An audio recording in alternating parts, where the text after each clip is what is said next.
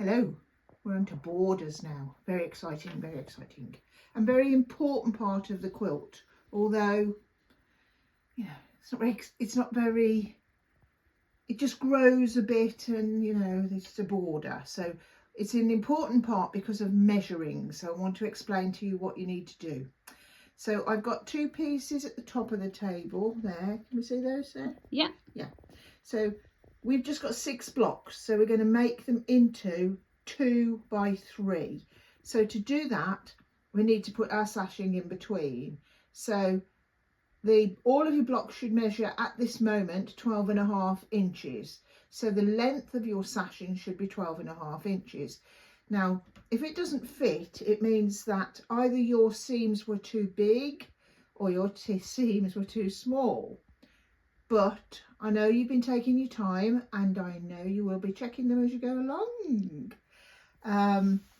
And they've all got to be the same size at the end of the day. So, you know, just check your size, and if you can see seams that are way too big or way too small, maybe do a little unpicking. I know it's a horrible word, but you know, want this to be as nice as possible. But I understand it is probably for some of you your first quilt, so I've got to tell you the right way and what you should be doing. So we'll work it from there. So all we would do is to join each of these together. So just like the rows we've been joining, it'll be 1, 2, 3, and you press your seams with sashing always towards the sashing, always away from the block and towards the sashing.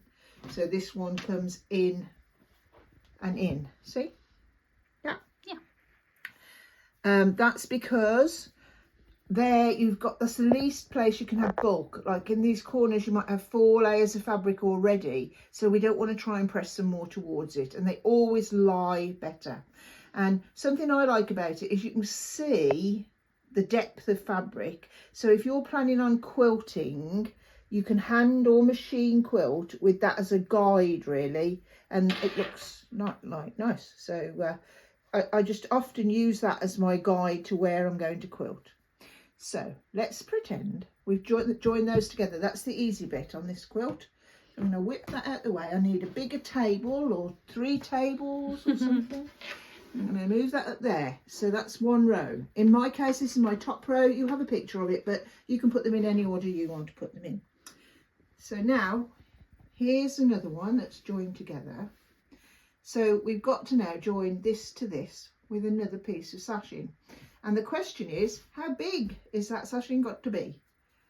Bit of bad pressing there. I'll show you that when I do it in a minute. And the way to do that is to literally measure at this stage from here, right at this edge, all the way across, all the way across, all the way across to this edge, because that's the space you've got to fill. And if there's any imperfections, you don't want to add too much fabric. Like you might measure this and mine is 27 inches, which is what yours should be, will be, hopefully is. If it isn't, don't worry too much. Just cut it to the exact size of yours, because that's what keeps it nice and smooth and together. Because if you, let's say you measure 27 and a bit, you go, oh, it's just 27 and a bit, and you cut 27.5, you could have 1/2 inch too much fabric in here and it would start looking a little bit wavy, or it could.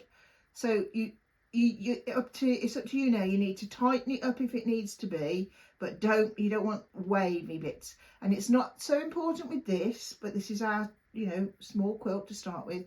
But when you get big quilts, then this is a really important stage.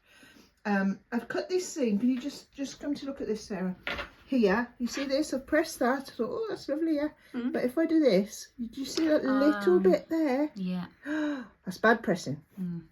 It could mean, no, it's all going the right way. So it just hasn't been pressed well enough. And that's what happens. Like I have been rushing a bit to get this done so I could get my little video in. Tutorial. Should we call it a tutorial? Yeah, let's. I think we should.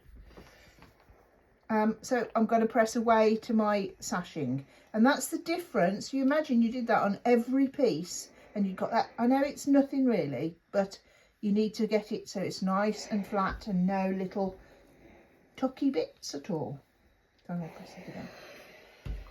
Okay, so now what you do, you want, this needs to be added onto either piece, doesn't matter which one you do first. And to do that, if you take your piece of fabric, make a little finger press in it, and I can see that, but just in case, I'd put a pin in it. So I would put a pin there, like that, okay? That pin has got to go in the middle of this bit here. So to do that, I would join this together, folding it in half exactly. Don't worry about this because they should be the same size anyway. So I've got to there. You see it's a little bit out? Yeah. Yeah. Move it across to there. And then finger press it there again. So what we're going to do now, we're going to put the, like that. You see that? Oh, shall I put another pin in? You can just see it. You can just see it. So I'm there. That's what I'm looking at there. Mm. So I'm going to put this right sides together with this, with my pin and my little fold. You could have put another pin in place on exactly in the middle. Then what you do is you take your other piece and you line it up at this edge, right? So it's exactly in line with this edge here and the top edge. Yeah. What you don't want to do, and it's really easy to do this, is to go, oh yeah, that's right. And you're sewing at an angle before you started and you end up with all these little lumps. Yeah. And it's really easy to do that because you think, oh yeah, that's right. You pop your pin in and then you forget that it's going off a little bit here. So keep it nicely in line with what you're doing there, all the way up. Then pop your pin in like so. I don't put any more pins. You can see it is lying nice and flat, so that's good. Because sometimes it doesn't, sometimes it doesn't for me. So don't think, you know, even now I've been doing this, whoa, about Just a few. 38, we'll call it 38 years, let's say. So that's what I'm going to do. Now, pin here, but I still do it wrong sometimes, and you have to like to make sure it's correct. Now you can see here, there's a little bit of fabric sticking up there.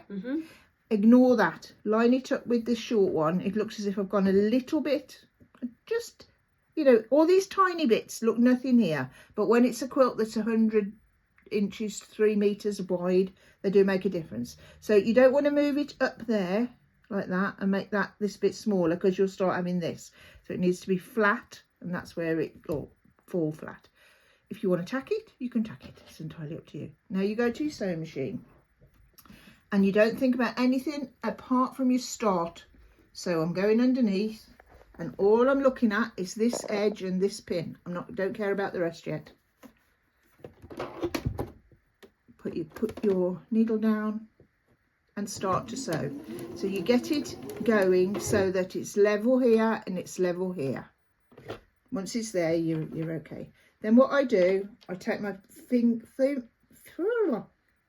and my thumb and I hold this bit here and I just give it a little bit of tension so that it runs through nicely, making sure that your seams aren't twisting on the back. So that's what I did then. I just went like that just to make sure.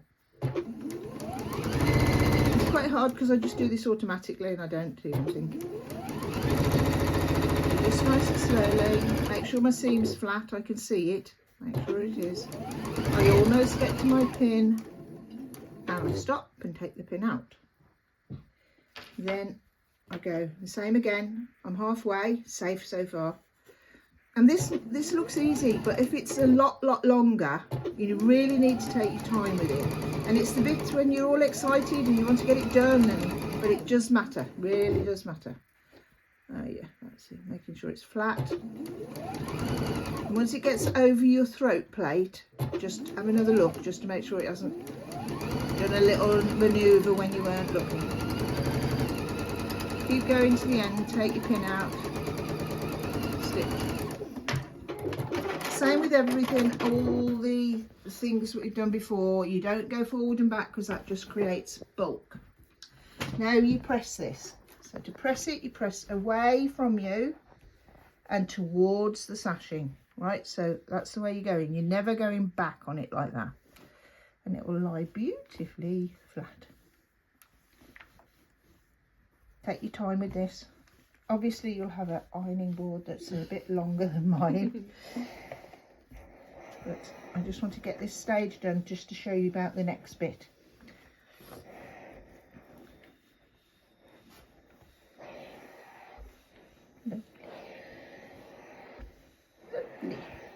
Okay, so now we've got one on. Okay, that was what we need to do now, and I haven't got this, Sarah. Can you go in that top drawer? Yeah. Just keep looking at me. I'll just still be here. Open it, and there's a marker in there on this side of that. The blue one? Yeah. Thanks. You want something that's going to come out without a doubt. Like, you want something that's going to come out. And now what you want to do, this has got to line up here, because if you make a quilt and it's over here, I know this is an exaggeration, looks strange. So you want to get it as close as you can lined up with any sashing, always this is. And after I'd had a lot of failures and tried to get this right, I came up with this little method here of how to get it. And once you do this, it is like, if you've had trouble before, it's life-changing. This is. I remember doing this, showing your friend Ange this, Sarah. Yeah. It changed her life. It did. She just dropped in to ask a question, and we did this, and she was away. Yeah. So what I'm doing now, take a rule, and I'm lining up the ruler down here. Don't just go like this. You want it to line up top and bottom, right? So I'm looking at all of my ruler to make sure it looks like that, not like this, or not a bit on the top of there. It's got to be on that seam like that, and follow it down so it's correct.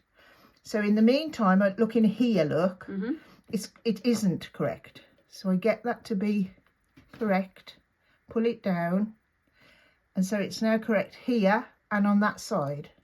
Is that clear, Sarah? Yeah.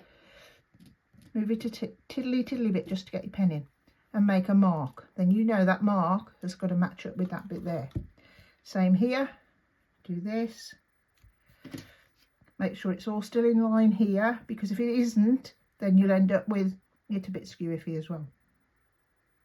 So take your time, keep looking at it, ease it if you need to. Move that on there. This is a brilliant tip. It is a brilliant tip. Because you would normally just start at one end and yeah. potentially hope that it met at the right place in the middle. Hope is the word. And I spent a lot of times hoping, and then you think you've got it, you think, yeah, I've sussed this, and then you haven't. So then what I do, I pick this piece up and I put it over the top of this one. And then I take my pins again. I've stuck to my finger. Take the seam and line it up with that line. So there's my seam. Yep. And I line it up with that line there. Like so. And the next one, take my seam and make sure it's going to line up with this one. Now if it's a smidge all out, you'll see what will happen. So I'm lining him up there and putting my pin in. Now, something I picked up from one of my students was she would at that point always just sew this little bit. Oh. Yeah. So that she would then flip it back and make sure it was perfect. And then after that, she'd do these two ends. And I don't do that because I've always got so much, I've got to go fast. But it is a brilliant tip, because if you just do that and then you stitch from there to there, like about there, and then come out, pull it back, have a look at it, you can see exactly whether it's right. As in just that way, that section. Yeah. So if you were going, I'd put it under my machine like this. Yeah. I can do it. So this is what I need to be correct. So I just start it a little way off, because as you'll see, as I get to my pin, my 1/4 inch is just inside that, and it might be a smidgel out. Okay, so I get there and I take my pin out, and then I'd ease that a little if it needed it. Put my pin on this, my finger on this end, like I've been doing before. Keep going and go a little bit further, and then come out of your machine all together. And then when you peel, then you can peel it back, and you can see. You look. Does it look okay? Okay, it's a smidgel out there, but like that. I'm gonna. If you come to the iron with me, I'm gonna press it over the iron. Make sure you don't squash anything else. Press it into the middle, and you can see that this is correct. Yeah. Then you go, oh, I'm in a bit of a facial. So then, although these aren't stitched, it doesn't matter, because this is the space they've got to go in now. And if it wasn't right, you You'd could then undo undo it. And you've only got that bit to undo. That's the thing. Yeah. Sarah, say this as if this is new to her. This is new information to me. Yeah, because that way It's 2 life-changing tips in one. you've already stitched this. Yeah. So you can undo that little bit, do it again, move it along. Get this right before you do the rest. And then pop that onto there, same as we've done before. Put your pin in, and then you finish off both sides. Now, I'm just going to inform you now what to do. So you're doing all your rows together in that same way. Once you've done that, bearing in mind this is just pinned, you'd have the whole thing in place here, looking like this. And now what you do, you've got these 2 rows here, you've got another bit of sashing here, then you've got your other bit, your other block at the here. So we're going like that, off the table, and then you measure from the very top. Oh, sorry, you put one of these on the top and one on the bottom. So you've got 1, 2, 3, 4. Yeah. Do you get that? Yep. You sure? Yep, got it. So you'd have one at the top. Do these first though. That's why I forgot to say it. Yeah. Always get your middle sorted first. Then you put one at the top. You've got one there. You got your other block, which has got one of these, only a long one in here. And then you've got your final block. And then your final piece of sashing. Then you measure yourself from the bottom of your sashing all the way up, all the way up, all the way up, all the way up, through your sashing, all the way up to the top of your sashing, and do this in the middle here. And that's the length you need to cut your side pieces to. So in our case, I think it comes to up to about 41 1/4 or something, 41 1/2, I think. 12, 24, 36. I can't remember. I'm just going to have a look. Oh, I've been frozen out now. I can't remember. It'll tell you on your thing anyway. Yeah. And then you just stitch the sides on, and the whole thing is then finished, which is pretty brilliant. And this could be 10 blocks across, 10 blocks down, whatever you want it to be. Or you could also put a little square in here, which is called a cornerstone. So you could look that up if you wanted to. You wouldn't do it with this one, but in future, there's lots you can do with your sashing. But that's the basics of what you have to do. Take your time, get it nice and flat. Then you're on to sandwiching and binding and quilting. Sandwiching, then quilting, then binding. So that's your how to get the whole thing together. I've got really good instructions on the pattern that tell you all about sandwiching, how you have to do it. It's really easy as long as you just get it as flat as you can. So, and I think binding, have we got a little video on the website of binding? I think we have. I do too. So look at the website. If you can't, I've got lots of pictures on the binding bit, but there are more on our own website. So have another look at that. And I hope you've enjoyed the project. And now you're confident enough to go on to something else.